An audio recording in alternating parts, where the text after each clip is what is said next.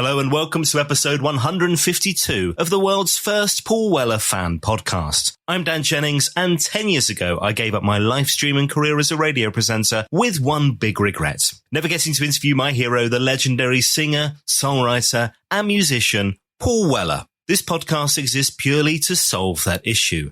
Welcome to Desperately Seeking Paul. On this episode, I'm joined by a writer whose work spans over 4 decades now. David Quantick joined Emmy as a staff writer in 1983 and also just happens to be a hugely successful comedy writer and screenwriter for some of the most outstanding TV and radio series over the past 30 years. We're talking On the Hour, The Day-to-Day, The Thick of It, TV Burp, Veep, for which he won an Emmy in 2015, and Avenue 5. As a novelist, David's books are always very funny and very thought-provoking too. Ricky's Hand, Night Train, All My Colours, just some of the many highlights. These wonderful, bizarre, mind-bending stories that he's capable of, often darkly comic, but just brilliant. He also created How to Write Everything, the Writer's Toolkit, which we'll chat about too. As a music journalist, David has written so many reviews of The Jam, The Style Council, and Paul Weller Solo, so we're going to dig into those. And a warning,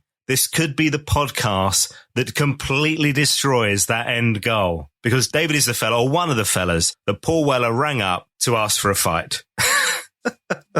So Paul, if you're listening, I'm sorry, but we had to do it. Let's get into it. David Quantick, thanks for joining me. No, thanks. It's lovely to be here. A real delight to have you on, because we're going to dig into your memories as a music journalist particularly. There are countless awards behind you, so it would be remiss of me not to talk about your life as an award-winning writer of comedy, some fantastic comedy shows on radio and TV. So we'll dig into a bit of that as well. And obviously the Weller connections, the Weller experiences as well, because, I mean, this is going to be fun because those experiences haven't always been the most positive, it's fair to say, right? No, he did threaten to beat me up once. So no, but yeah, I mean, I was an Emmy journalist from the early 80s onwards. So me and Paul have kind of, crossed paths, literally and not literally, lots. I mean, there's nobody else really who's had such a long career out of that group of people. And I'm very old, so it works. Well, look, I mean, it's about time we had some balance on this show, to be honest. We're episode 150 plus now, so it'll be good to get some of the other side as well. So magazines was where this all started for you, this incredible career, this incredible journey, right? Yeah, I started writing for a magazine called City Limits, which was a left-wing listings magazine in London. Did a story for them, did some reviews, and then started writing for the NME. And I was a freelancer at the NME from 1983 until 1987. I say from cowpunk to Britpop. Incredibly long time. And I did other things as well. I started writing comedy and stuff like that. But my main source of culture and life was the NME for that long time. The music was clearly a passion from growing up, I'm guessing. Well, yeah. I mean, in my teens, I got into music through the John Peel show, really, and through other people's record collections. And then, I mean, the great thing about the NME was it wasn't just hyping about music as it often is now. So-and-so's got a record out, this is streaming, here's an interview. It was writing, it produced a lot of brilliant writers who later went on to write other kinds of things as well. And there was a lot of freedom there. So I learned how to write comedy just by mocking people in the NME. So that was fun. I read that you got the gig with the NME by slagging them off. Didn't you write to them telling them they were rubbish? Was that right? Yeah, I was annoyed by a review of Bob Seger, who was like a blow-dry-haired American FM rocker, although later I found out there was more to him. And I wrote to the editor a really long typed letter that said Bob Seger is not enough. And he invited me in and he gave me a Peter Tosh album and a couple of other albums, and I started writing for the NME, and it was like, I get paid for this. And by signing on as well for a few months, I was able to maintain a reasonable lifestyle in my Brixton bedsit. Now, obviously, your work with the NME comes after the Jam. So your life as a journalist comes after the Jam being a band. So in terms of the world of punk, was that a new wave and all that was something that you were interested in? And were the Jam ever your thing? Well, I started listening to John Peel in 1978. So the first Jam record that I heard, fortunately, was All Mod Cons, which is also still my favourite piece of Paul Weller music. I love it. John Peel was playing it before it came out, so you get 3 tracks a night. So I remember hearing things like In the Crowd, I'd never heard away from, and it's an amazing sounding rock record. People always forget the Jam were a rock band. They weren't actually a soul band or a mod band. They were a hard rocking band. And because I liked the Beatles, I knew about the Beatles. I could understand the backwards guitars and the harmonies. You know, there's a lot of Beatles in all mod cons, even though it's a bigger sound. It's a really great, I didn't know anything about the history of it. I hadn't heard the previous albums, fortunately. I hadn't really heard the singles. So it was quite overwhelming. And then I just started going to Woolworths. The Jam would always go in the charts and fall out, so you could always get their early singles, or like When You're Young and Strange Town, you could always get them for 30 pence because they hadn't really been big hits. So it was easy. Then he played all the B-sides. Yeah, I continued to follow I saw the Jam in 1979 at Exeter University. Didn't think they were very good on that particular. All I remember is the smoke bomb at A-bomb and Water Street went off and just filled the building. I think they'd been a bit ambitious with the pyrotechnics there. And then, yeah, when I became an NME journalist, as you say, they had split up. One of the first things I wrote was a review of the Style Council, St. David's Hall in Cardiff. And I don't remember the review very well, but it is online. And then it was my first moment of what it's like being an NME journalist when I was at a drinks do, and Paolo Hewitt, who worked for the Melody Maker, came up to me and said, Paul wants to talk to you. Because that sort of thing happened in those days, and a lot with Paul Weller. So I was like, oh, crap. And then Paul Weller came and said, what do you mean by that review? And I tried to explain whatever I meant when he went, and walked off. And I was really impressed. I mean, I was quite scared, but I was really impressed that somebody was actually interested in what a journalist had to say instead of whining on about how they're always represented in the press. Everyone knows that musicians read their press. Everyone knows they care about it. And it was really interesting that somebody was concerned enough about what they did, what their work was, to listen to an opinion they may not have heard. At the time, the NME is huge. It's there's this weekly paper is such an important thing for music fans, and you've obviously got Melody Make and you've got Sounds and all that as well. It was an important time to be a music journalist. It was an interesting time because, yeah, I mean, we weren't important. You only found out that you were important when you met someone in a band who was really upset that you'd been rude about them, because it did have a real impact on people's. If you weren't getting played on Radio 1, there were, and you weren't getting your videos on MTV or whatever, then you were either on the John Peel show or in the NME. So it was important. It was selling, during punk, it famously sold 250,000, but after punk, it dropped a lot. But it's still selling 150,000 copies a week, And if half the readers buy that, that's enough to give you a hit single. We weren't as important as we thought we were. We didn't realize that most people really bought the NME to find out when the albums were coming out and when bands were coming to their towns. Most people didn't go, oh my God, Adrian Thrills has written a review. I absolutely must own this issue. Although Adrian Thrills is a great writer. But yeah, in the 70s and through punk, NME writers had been almost as famous as the bands in some circles, but that was changing, fortunately. But it was still an interesting time to be a journalist, and I still meet people who say, I used to read you in the NME. And fortunately, most of them say they enjoyed it, but it is quite strange.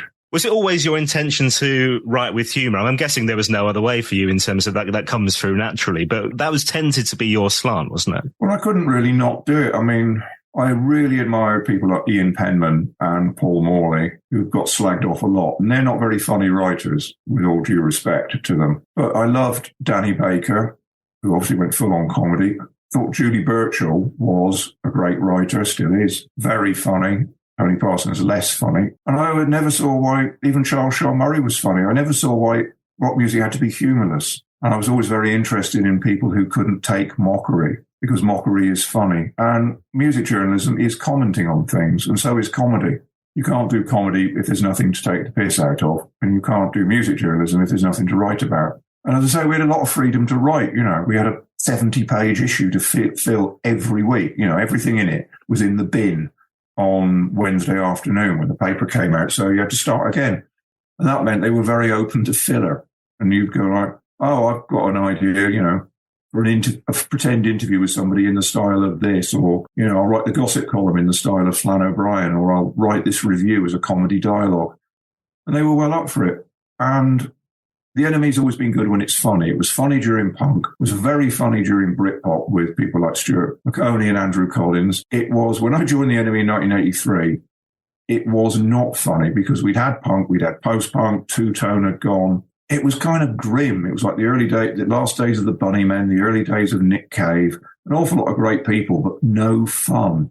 It was all a bit smacky, I can use that word. That's come through in everything you've written. So when you were writing your reviews, even now, like your way with language, with words, I mean, obviously that's important as a writer. That sounds ridiculous, right? But you'd always look for that quirky angle on things to be able to paint a picture, which is a real art. I mean, that's a proper skill, isn't it? Obviously, you just get better as you do it, the more you do it. But was it something that you discovered when you were at school that, yeah, I can write, I can do this? No, I wanted to write. I didn't think I could write, and certainly not for money. I remember listening to the Goon shows, and that was the first time I realised that there was something that was kind of in tune with my sense of humour. But being able to write like the Goon shows isn't going to give you a career in journalism. No, I just kept writing. I just couldn't really stop. And even though it was clear there was no money in it, it just never occurred to me to be a writer. And even when I wrote to the Emmy, I didn't realise that I was actually passively, aggressively writing, looking for a job. I just thought I was writing a complaint letter. But, Neil Spencer, the editor, correctly interpreted it as passive-aggressive job letter, probably because he got loads of them every week. I love the fact that it seems so easy, doesn't it, to get the gig at that time as well. And also you mentioned like the access to artists and the access to musicians as well. You didn't have to create like podcasts of over 150 episodes to get an interview with Mr. Weller or get an interview with Bowie in New York and some of the amazing things that you got to do. The access to these big stars was there because of the importance of the music press, I guess. But it feels like this is so easy in your world back then. I mean, the music press didn't like thinking of itself as part of the music industry, but we were. We relied on the music industry for free records, for gig tickets. We relied on it for travel, because the music industry wasn't stupid. They realized that if you did Sting in New York, that would obviously be or Sting in India, that'd be more interesting than Sting in London. When I started, everyone went on about how the golden days were over, but you could still live on record companies. You could get lunch with a record company. You could get record companies to pay for your evening out. You've got free tickets, free clothes, free drinks parties. There's a reason that I had a problem with alcohol. There's a reason that most of my friends had problems with alcohol. We were constantly given it. And in return, what was funny was that in return, we weren't even expected to be nice. There was a hope. And because of punk, I think the Enemy writing culture had become very negative. It was assumed in the Enemy that you would be nasty to someone. That's why when Q magazine came in, it did so well, because Mark Ellen and David Hepworth brought in the idea that maybe if you were a musician, people might be nice about you. And that maybe the reason that Eric Clapton and Meat Loaf were popular were because millions of people liked their music. And if you went along and said you liked their music too, that was unheard of at the Enemy. It was this kind of, an example would be the Day of Live Aid, probably the most famous music event of the 80s, which changed the concept of rock music. Enemy ran a big piece about it, but they also ran a pretend chart called Bob Geldof's 10 Best Songs, and it was blank. It was that kind of vicious bitterness, which was great, really enjoyable. But that was the thing, you'd go. I had a colleague, now gone, who went to a gig, and the manager of the group tried to bribe him, and he refused the money. Whereas what I would have done is taken the money and given it a bad review anyway. But, so it was really hard being a PR in those days. You take somebody out, you buy them a meal, you give them drinks, you give them clothes and records. And at the end of it, you get, Queen or shit would be the cover. So it was a very strange, we'd say entitled life, really. You'd never get away with it now. And probably a good thing too. But it was lots of fun. And we enjoyed sharing our lifestyles with the readers. Now, on the Jam, you once wrote about the split, and you said Paul Weller's career has always benefited from the tension between his love of image and his desire to be creative.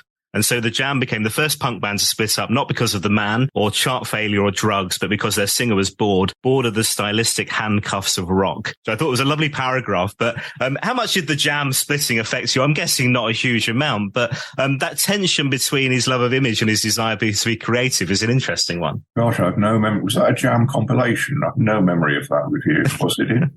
It was part of a bigger piece about all kinds of different artists. And how did you phrase it? You were talking about people like Stevie Wonder and McCartney and people in different phases of different artists. Yeah, that's why he wanted to beat me up, but we'll come to that later. Yes, I'd enjoyed the Jam, but I loved all Mod Cons. I loved the singles. And then to me, they started to go a bit gammy. I thought Funeral Pyre was crap. Pressures was just Papa's Got a Brand New Pig Bag. That last album, The Gift, is it called that? I thought that was dreadful, apart from Coronation, which was a really nice song. And I was just kind of bored of the Jam, and they were very popular, and they started to get this kind of lad following like Oasis did later.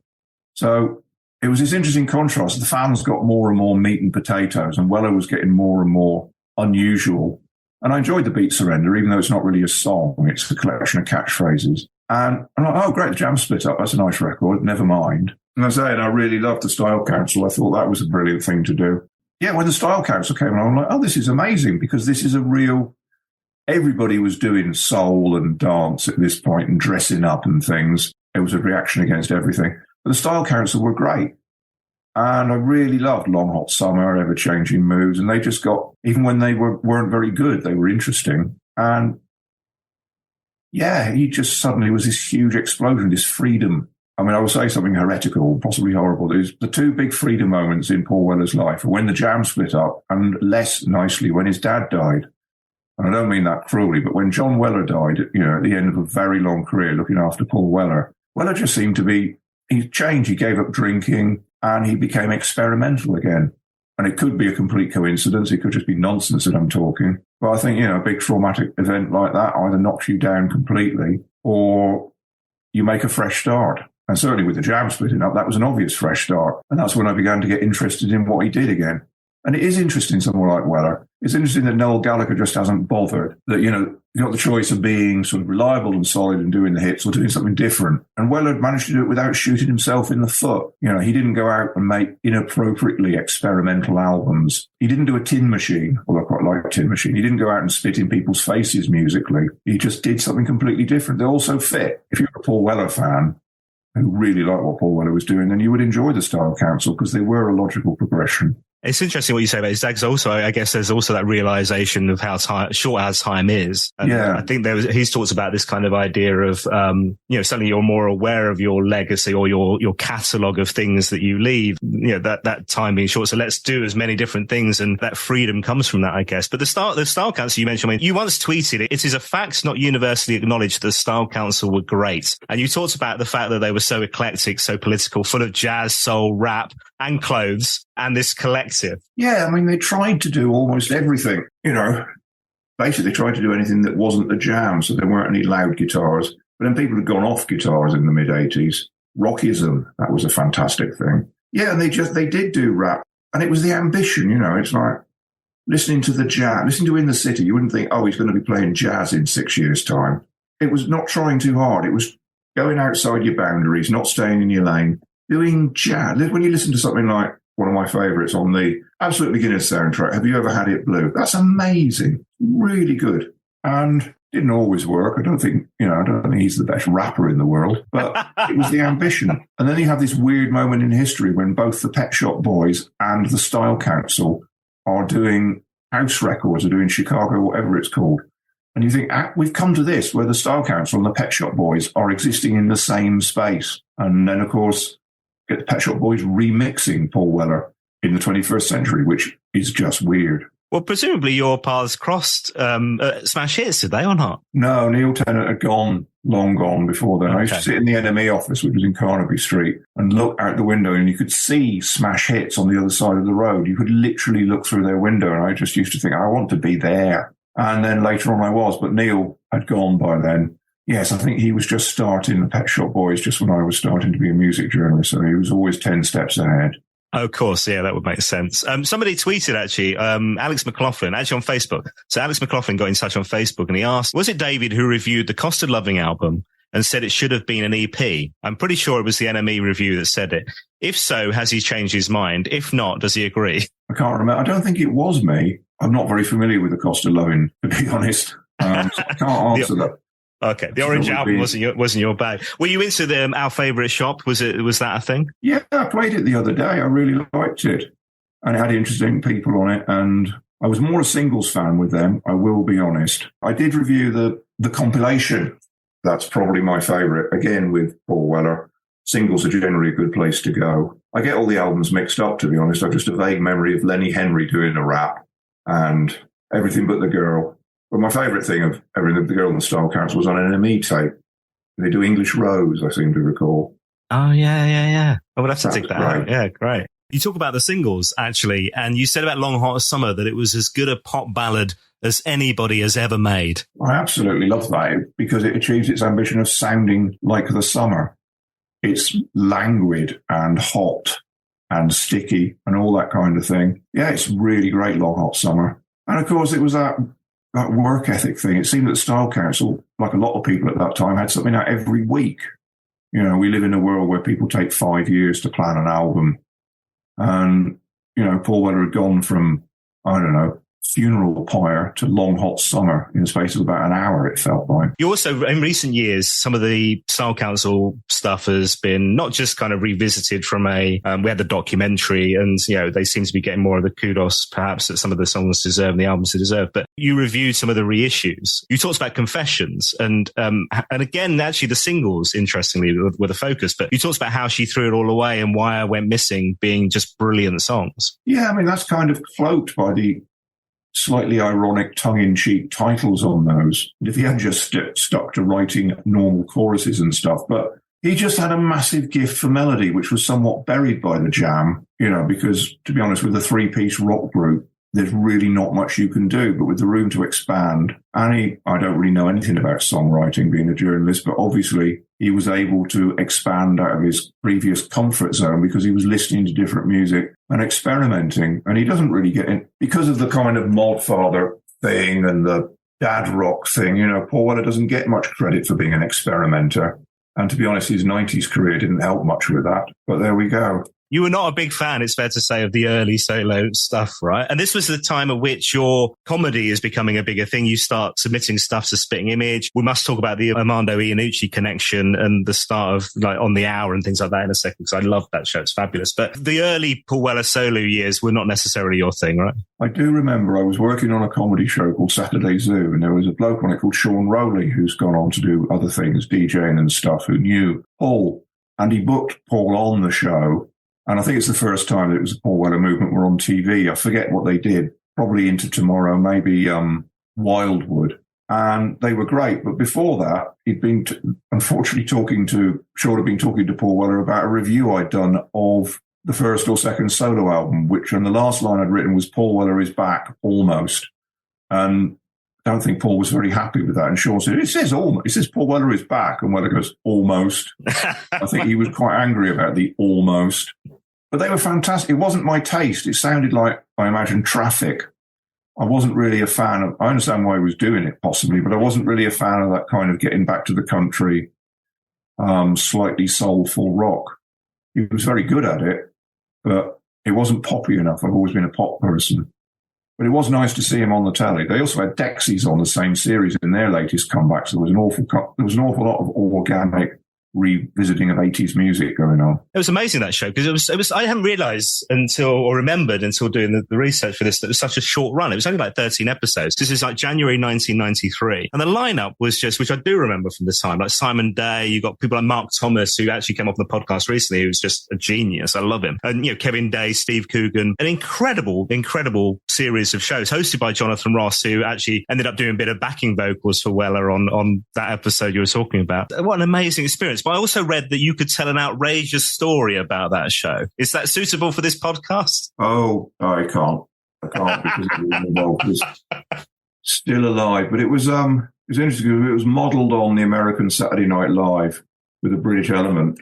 And it was quite an exciting place to be. We were getting paid, for some of us, a lot of money that we hadn't seen before. And every week there was a party. And I think we had a lot to drink. It was just mad because it was a disaster.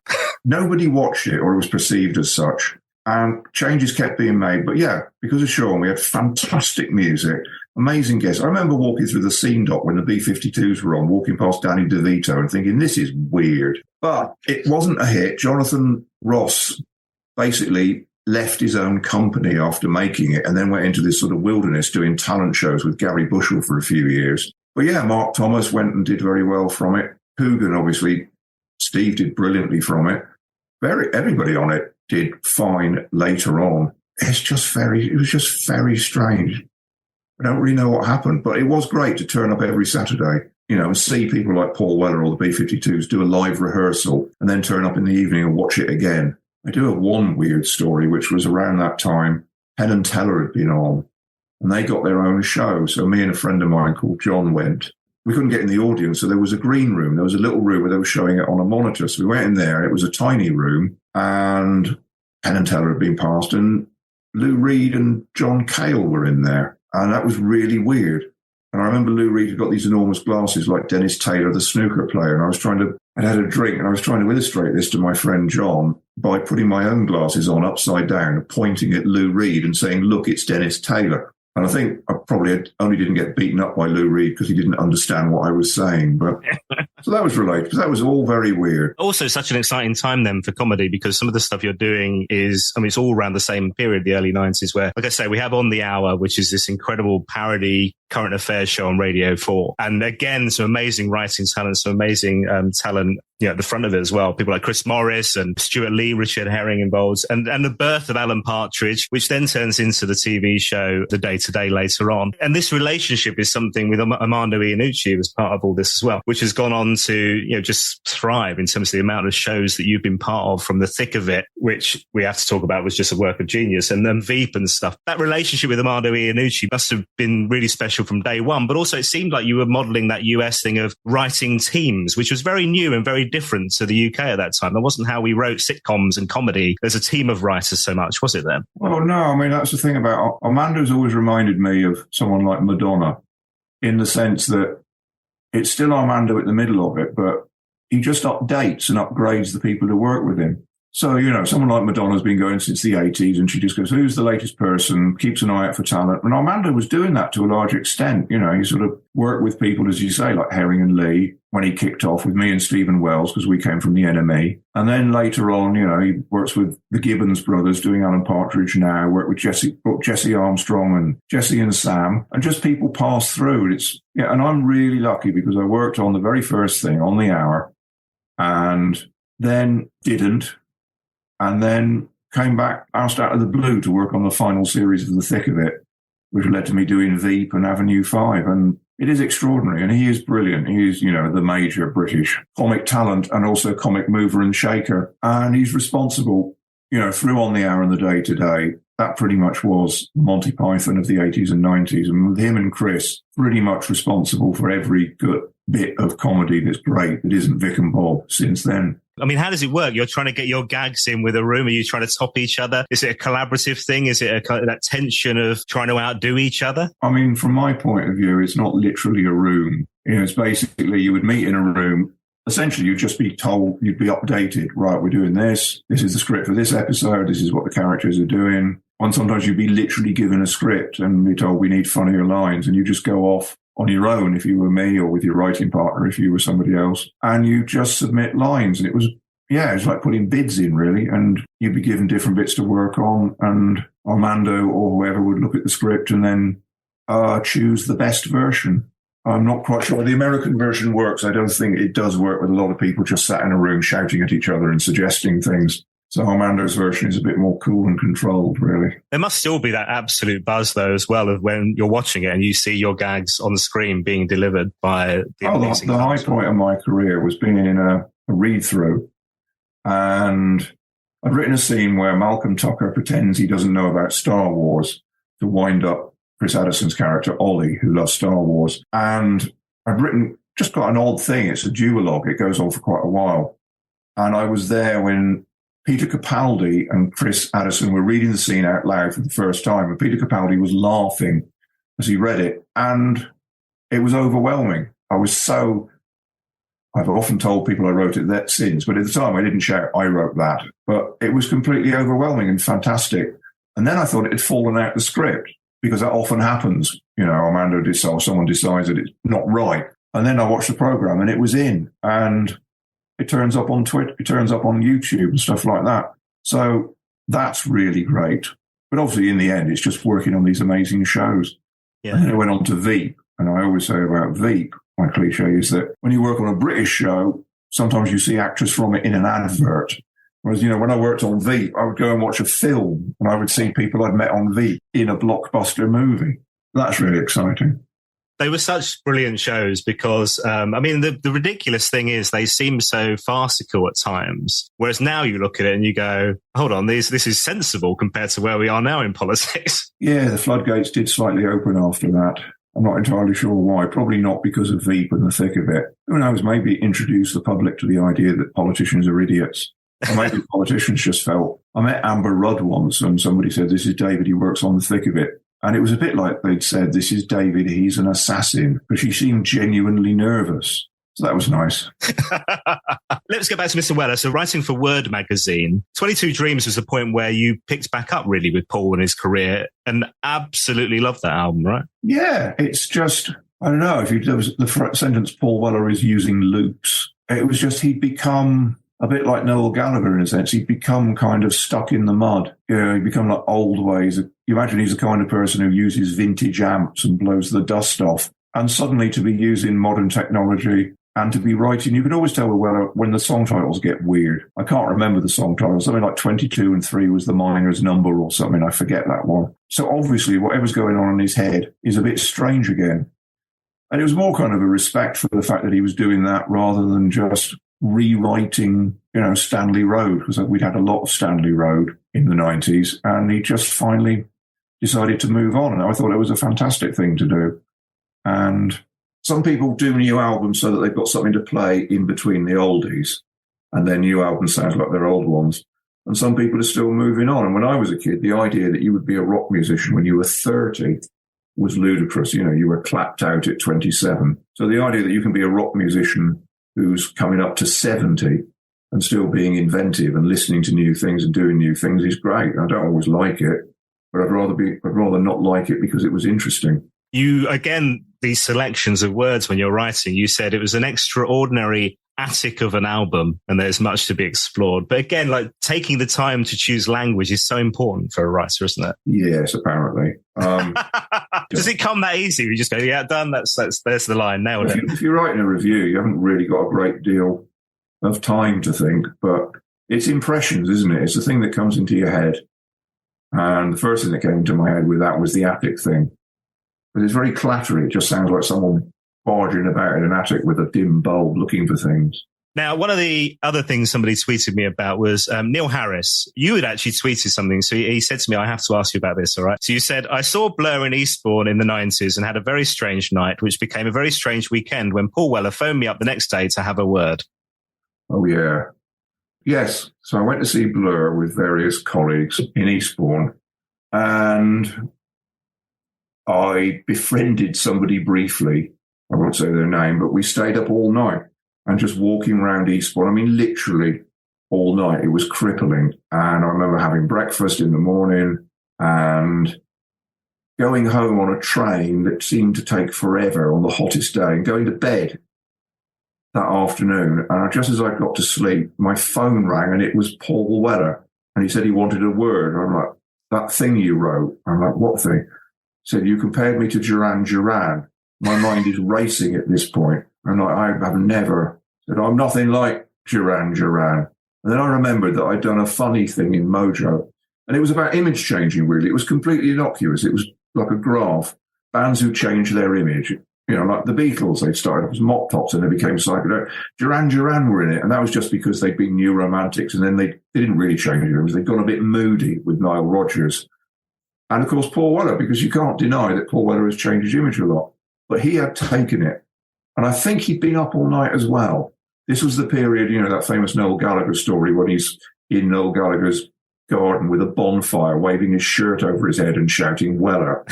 I think Paul had a big night as well. And then he said that we should meet up and talk. And I'm like, all right.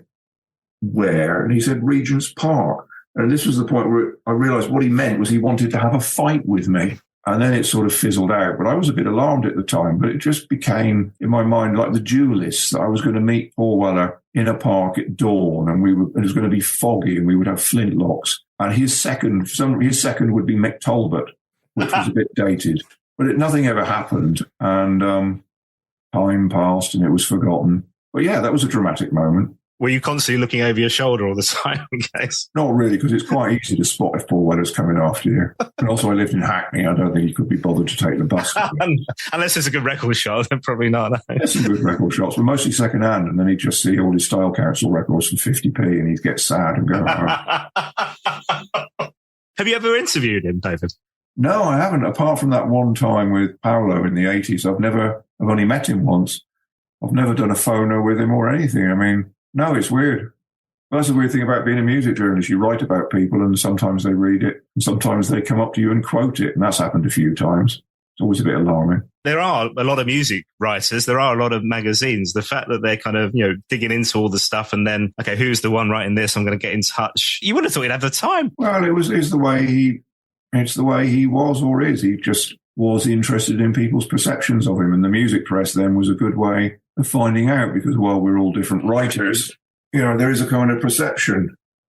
And I think with Paul Weller, like a lot of people have long careers, there was a perception that, he got a bit above himself with the Style Council later on, which I think is wrong.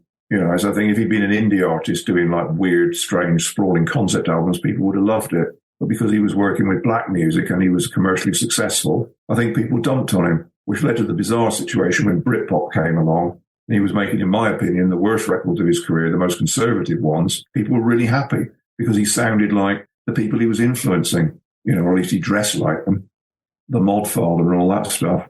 Yeah, you said about Stanley Road that you still, to this day, can't be bothered with that as an album. I don't remember it, to be honest. All those records like Peacock Suit or whatever it is, I can't remember. They all blur to me. They're just sort of, I know Stanley Road is considered to be sort of like his late period masterpiece, but I honestly think there's better ones. Even in recent years, you've been raving about things like A Kind Revolution. This was writing for, I think it was Classic Rock magazine, and saying that he brings peace and love and melody to the masses as he nears his 60s. Every song is a standout. Yeah. Sometimes it suits people, especially when you get older. It suits people to be mellow. And somebody said, I think Bertolt Brecht said it, terrible is the temptation to happiness or to do good. And I think, that's where Paul Weller's gone. Sometimes you go out and you see sort of pub punk bands, people who are around in the late 70s and they've got massive beer guts, lost all their hair, they're wearing terrible T-shirts and all their songs are called She's a Fat Slag, Where's My Beer?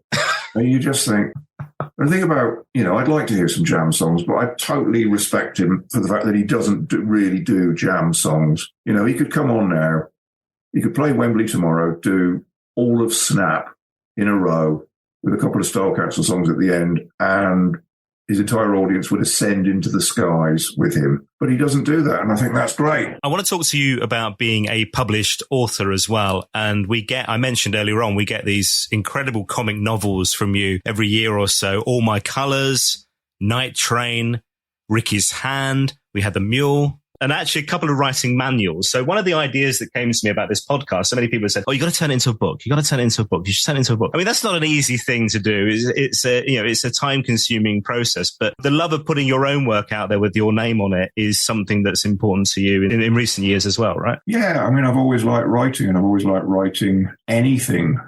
I'm fascinated by people who can spend 5 years on one project and just come back and go, no, publish this, make my film, make my TV show. I'm more like, oh, what's this?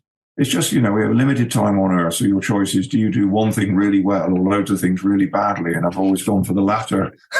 It's like, if somebody says to me, would you like to write a musical? I'm like, yeah.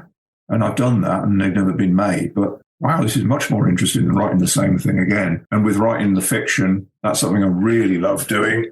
So it can go in any direction, and I would like to have more books published. But it's all just really interesting. So, you should do a book, and if it's hard work, you should get someone else to do the transcribing of the shows and pay them for it. People will work cheaply. But yeah, books are great. Books stay around. Books are mobile. Do you have a process? Do you have that discipline of like, you're getting up at 5 a.m., you're cracking through it? Well, how do you structure your day to make that work and to get into that zone? Because it's very different writing from the other projects that you're writing for TV and comedy and that kind of thing, right? Well, I have a family, and my wife has a job, so that gives you a structure. And previously I didn't, and it was a bit harder. Deadlines are good. People are against deadlines and think they're some kind of evil, the man imposed thing. But deadlines are good because you need a framework in life. Otherwise, you'll just be sitting on your backside all day. You need a framework, even if it's just having a dog to walk. It's really useful, set hours. Okay, well, I'm going to crack on with your inspiration with the how to write everything and how to be a writer books. I will crack on and I'll let you know how I get on. And there are two stories I have to ask you about before you go. One of which is a Tom Jones story, if you wouldn't mind telling me. So this was when you asked Tom Jones what it was like to be a sex symbol. Yeah, I was doing an interview with Tom Jones and he was great, but everything bounced off him. He was very wily and very wise. And it's like, I knew Elvis. He's slightly bored of the story, trying to get something out of him. In the end, I thought, fuck this. And I just said, so Tom, what's it like being a sex symbol? And he said, well, that to me is like being asked by a cripple what it's like to walk. And it's just, okay, I don't care. I've got my quote now. Oh, no. I remember my mum reading it because my opening line was like, Tom Jones is built like a brick shithouse. He should have ladies written on one set of knuckles and gents on the other. And I do remember that he was signing a photo for a friend's boyfriend, and their name was Trixie. I remember he was signing it, and he said in the title, Trixie, oh, that's a tart's name. Thinking, yeah, I won't pass that on. I just like Tom Jones because he's so full of life. Wonderful. And then there was this other, I'm going to read this as you wrote it because this deserves to be read out loud. This is so fabulous. So you said, you see artists make the transition from sexy to cult. Adam Ant now resembles Jack Sparrow's uncle. Kate Bush favors huge jumpers and sings from underneath a slanket, possibly. David Bowie, still more attractive than some species of songbird, stays at home. Sexiness becomes a hindrance to the serious artist, which is why Bob Dylan now dresses like his own cheap waxwork. And Joni Mitchell positions herself as the angriest headmistress in the world. Even Tom Jones, whose entire career has been based on demonstrating to the world what a sexy penis would sound like if it could sing, has entered the world of anti-sex. He no longer dyes his hair or wipes his brow with ladies' undergarments. Oh, yeah. I have no memory of this. Really? That record collector? Yeah, I think it was, yeah. Well, it's true. I don't understand it, to be honest, but it sounds good. I guess it's that thing of a comedian and comic writing where you're just on to the next all the time, right? It's kind of, you're constantly looking for the next gag, the next funny article, the next thing that you're writing. And I guess same is true of the music journalist because of the fact that these things are coming around so often. You're just constantly on to the next write-up, the next review and stuff. Well, you don't hold these things in your memory, no? Well, I've always liked that. I mean, it's best of both worlds. You don't have to remember it. Someone else has written it down or printed it for you. Most of my stuff I find really hard to read. Especially when I was younger, it just seems unbearably twee and knowing. Trying too hard. Well, yeah, I like it when there's a good joke. It's interesting to discover that sometimes the weird thing is about being old is when you write in a review of an album that's come out. So say I'm doing our favourite shop for classic rock, or so read about it and listen to it. Then I'll go online, I'll look on Wikipedia, and I'll be halfway through the article, and it'll say, in 2001, Q magazine reviewed the reissue, and David Quantick was like, I've reviewed this before. What did I say last time? Shit, I hated it then. That's really weird. And then, yeah, I mean, you always end up with the same opinion and you always end up saying the same thing. There's a couple of things. There was a review of a Kate Bush single, Cloud Busting, I did. And I love that song. But when Emmy on the 10th anniversary or the 20th anniversary of the single coming out, reprinted the review. And apparently I thought it was crap and I hated Kate Bush. I'm just completely baffled by that. I guess it's always that thing of like you're writing in the moment that you're in and the headspace that you're in as well. Maybe things don't connect at the time they do much later, right? I suppose that's the other thing with the weekly magazine. It's a lot of fun. You don't really have much time to think about things, fortunately. Hey, look, this has been so lovely, David. I'd love spending time with you and hearing your stories. I do have two final questions for you before you go, okay? Okay. So you're allowed one Paul Weller song for the rest of your life. It can be The Jam, The Style Council, or solo. What would you go with? Gosh, I'll probably go with Eaton Rifles. Because it's the one that's got the most in it. It's like an album. It's the funniest lyric. It's a really good rock song. I should cheat and say I could have one of each. So I'd have Long Hot Summer from the Style Council and that one about the miner I can't remember the name of from the solo career. 7 and 3 is a striker's name. Yeah. Yeah. Nice. Well done. Right. Purpose of this podcast, David, I don't know if I've told you this. The purpose of this podcast is for me to get the interview with Paul Weller that I never managed during my radio career, right? Never got to interview Weller. I've always loved his music. It was my one big regret from giving up my career in radio that I never got to interview Paul. So rather than just simply asking, I created a podcast. We're now on episode 150 plus with the sole purpose of getting an interview with Paul. So if it happens, David, what should I ask him? What next? That's my question. Presumably you've dug into Fat Pop and On the Sunset as well, though I've not seen you writing about those. But I think I wrote about Fat Pop for someone. Yeah, I like Fat Pop. It's good. When you've got a long career, the thing is, the way to judge it, I think, is kind of when it's over. Because, you know, when you listen to someone like Bob Dylan, you don't go, right, I've got every album here, I'm going to listen to them. You go, like, oh, what's the best ones? And then you work your way back. And I think with Paul Weller, because he's still going, the tendency is to go, is just pounce on it, like an episode of a new Doctor Who or something, and go, right, this is what's wrong with it. This is what's right with it. Whereas the best thing is just wait till he's done a decade, you know, and then go back and listen to everything. Things do need to settle in. Okay, like a fine wine. In terms of what's next for you, so it's a great question for Mr. Weller. What are you working on right now, David? I'm trying to do some notes on a book. I'm doing lots of scripts for different people, working on other people's scripts. I'm recording a French and Saunders radio series next month for Whatever Happened to Baby Jane Austen. And I will hopefully be going to recordings of that in Plymouth. So that'll be nice. Oh, wow. That would be an incredible experience. It'll be good, yeah. David, thank you so much for joining me, man. Thank you, Dan. Nice talking to you. My thanks once again to David Quantick for joining the podcast. What a lovely fella, and what a great episode as well. You can check out more details on some of the things that we talked about in the show notes for this podcast. Just head to my website. It's paulwellerfanpodcast.com. Whilst you're there, you can find the whole archive, all the interviews in this incredible series so far. You can get in touch as well, and you can head into my store. Right now, we have exclusive merchandise, our pin badge, our sweatshirts and t-shirts. Plus, you can buy our official podcast mug or get yourself a virtual coffee. Thanks to you if you've done that. Get a virtual coffee, get a shout out on the podcast. It's dead simple. Hello, Martin Bonholm. Thanks to you for your virtual coffee. Hello to Mike C, Martin Glover. Hello, Simon Carslidge. Nice to meet you the other week as well, Simon. Hi to Johnny O'Brien. Hello, Johnny. Hello to Grant. Thanks to you for your virtual coffee. Night Design says, I'm now officially a member of the Have to Wait for the Next Episode Club. Such is life, I suppose. The best things come to he who waits and all that. Exactly. And one day this won't be here either, all right? We'll have finished the whole journey, so make the most of it, my friend. Hello to Martin Morrow. Hello, Martin. Hello to Brian G. Thank you to you for your virtual coffee. Mike Steer, thank you, sir. Hello to Smeg from the 829 Club. Hello to Jen. Hello, Alex McLaughlin, who says, when I saw the Brendan Lynch episode was an hour long, I thought, listen in 2 parts. Nope. Listened all the way through. Another belter. Thank you, Alex. Hello to Stephen Cartwright. Hello, Stephen. Hi, Stu Burns. Hello to Jane, the Jam Tart with a heart. Hello to Nick Keane. Hello to Sean Wilson. Hello, Sean. He says, hi, Dan. Just to give you a big shout out and say thanks for all of this. Who would have known this would become what it has? Thanks to you, mate. Well done, Sean. Thank you, Sean. I may well have done this one before as well. I'm not sure, but let's say hello to Alan Anderson. Hello, Alan. Says, fantastic work, Dan. Love listening on my drives to and from work in Adelaide. Feels like I'm in my own little Weller world. Love it.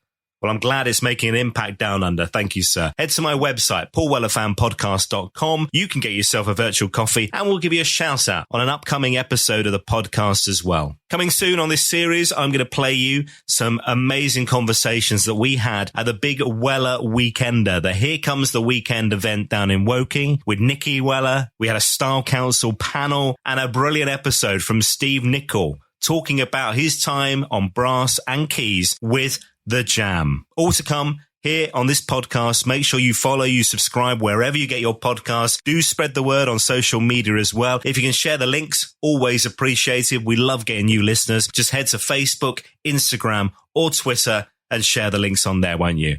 That'll be great. Thanks for listening. I'll see you next time.